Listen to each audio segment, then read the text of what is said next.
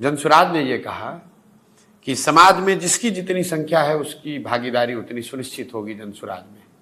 सिर्फ टिकटों में नहीं, जनसुराज को बनाने वालों में, जनसुराज को चलाने वालों में, जनसुराज का नेतृत्व करने वालों में और जनसुराज के टिकटों में और मनोनीत पदों में।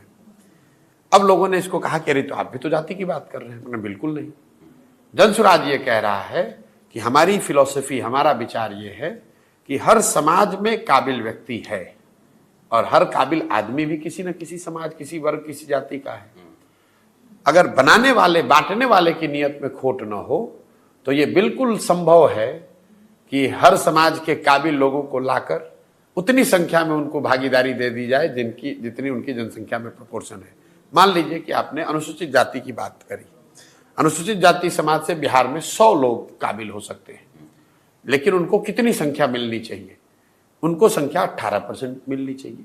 तो उन काबिल लोगों में से 18% निकाले जाएंगे। ऐसा नहीं होगा कि कोई इसलिए अध्यक्ष बन जाएगा कि वो दलित है या अति पिछड़ा है। इस बात को ध्यान में रखिए। दूसरा, कौन बनेगा? दलित बनेगा कि मुसलमान बनेगा कि मुसलमान बनेगा कि फॉरवर्ड सामान्य बनेगा कि ओबीसी बनेगा? इसका हम लोगों ने पूरा फॉर्मूला दिया, समाज के बीच में दिया और मैंने अपनी सभाओं में खुले मन से वोटिंग कराई। मैंने कहा कि अगर आप परिवार के मुखिया हैं, आपके 4 बच्चे हैं, आप संपत्ति का बंटवारा करते हैं, एक बच्चा दिव्यांग है, जब आप पिता हैं तो संपत्ति के बंटवारे तो आप सबको बराबर ही करते हैं, लेकिन जो दिव्यांग है उसको कहते नहीं, संपत्ति का बंटवारा तो करना है, इसकी चिंता भी मुझे करनी है, क्योंकि अगर इसको पैसा साधन मिल भी जाए तो अपनी चिंता नहीं कर पाएगा।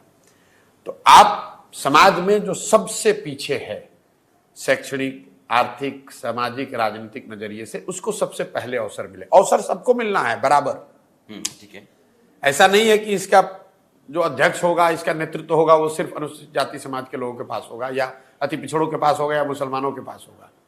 अवसर सबको बराबर मिलना है। सबको 1 साल के नेतृत्व का अवसर है, लेकिन पहले उसका क्रम क्या हो, उस क्रम को तय करने के लिए जो सबसे पीछे, उसको सबसे पहला मौका। और उसी अनुपात में नहीं, अनुपात तो ठीक है। अनुपात तो मान लीजिए अगर 100 की कमेटी है तो 18 लोग उसमें अनुसूचित समाज के लोग होंगे, 15 लोग उसमें यादव समाज के लोग होंगे, 12 लोग उसमें सामान्य वर्ग के लोग होंगे।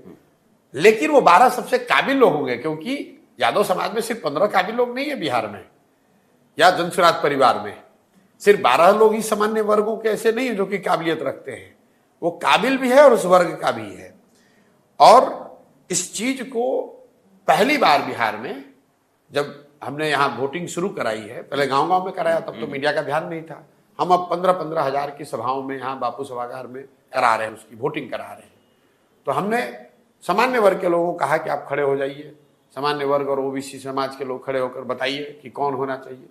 तो लोगों ने कहा नहीं भैया, ये फॉर्मूला बिल्कुल ठीक है, जो सबसे समाज में पीछे है उसको सबसे पहला अवसर मिलना चाहिए। अभी तक बिहार में क्या होता रहा है, जो पीछे है उसको बताया जाता है कि जो आगे है उसको खींचो, उसने तुम्हारा हक मारा है, उसको मारो, उससे झगड़ा करो, उससे अधिकार छीनो। मैं ये कह रहा हूं कि जो आगे है आप अपना दिल बड़ा करो, जो पीछे छूट गया उसका हाथ पकड़ कर आगे खींचो।